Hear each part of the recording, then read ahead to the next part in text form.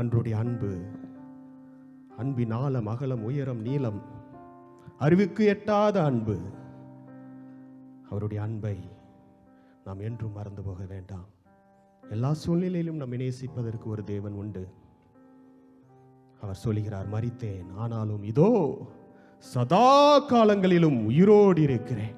ஆமென். நான் மரணத்திற்கும் பாதாளத்திற்கும் உரிய திறவுகோல்களை உடையவராயிருக்கிறேன். உங்களையும் என்னையும் குறித்து அவர் என்ன சொல்றார் பாருங்க, எபிரேயர்ல, இதோ நானும் தேவன் எனக்கு கொடுத்த பிள்ளைகளும். அப்பா, ஆண்டவரை பாருங்க, உங்களையும் என்னையும் எப்படி அழைக்கிறார்? நானும் தேவன் எனக்கு கொடுத்த பிள்ளைகளும் என்று சொல்லி இருக்கிறார். ஆதலால் பிள்ளைகள் மாம்சத்தையும் இரத்தத்தையும் உடையவர்களாய் இருக்க, அவரும் அவர்களைப் போல மாம்சத்தையும் இரத்தத்தையும் உடையவரானார். பரிசுத்த தேவன், அண்டு சராசரங்களையும் படைத்த தேவன், வாயினால் ஒவ்வொருவர் வானத்தையும் பூமியையும் கடலையும் அதிலுள்ள மச்சங்களையும் விருட்சங்களையும் பறவைகளையும் உங்களையும் என்னையும் படைத்த தேவன், மாம்சத்தையும் இரத்தத்தையும் நாம் உடையவர்களாய் இருக்கிறதுனால அவரும் அவர்களைப் போல மாம்சத்தையும் இரத்தத்தையும் உடையவரானார்.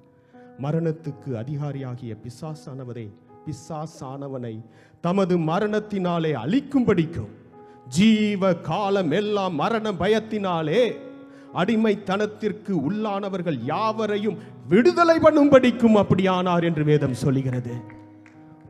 விடுதலை பண்ணும்படிக்காக ஆண்டவர் மனுஷ சாயலாய் வந்தார்.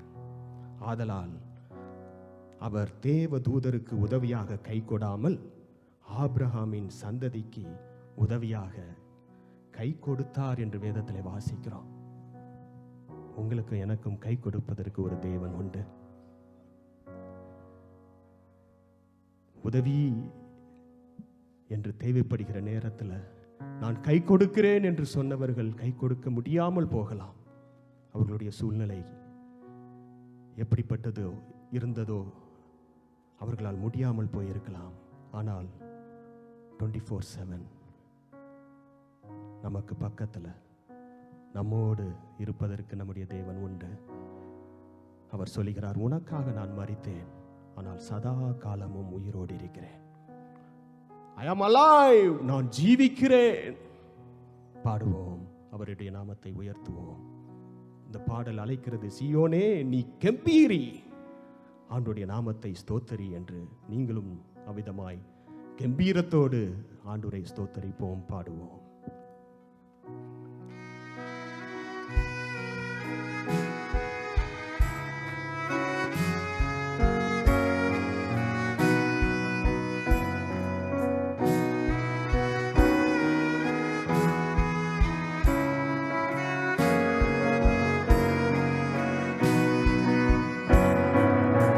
உனக்காய் மரித்தேன், ஆனாலும் சதா காலம்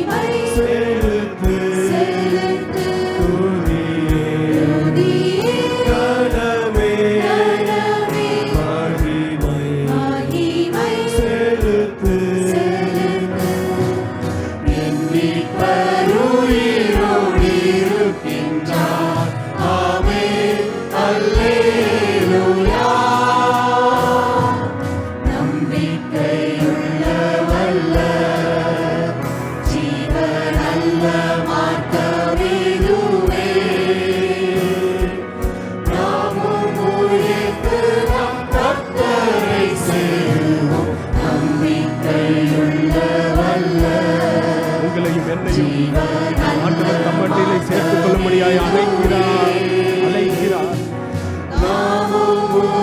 அவரோடு சேருவோம். இந்த உலகத்துக்கு மரித்தவர்களாய், ஆண்டவருக்கு அழைத்தவர்களாய் நாமும் உயர்ந்து அவரோடு சேருவோம்.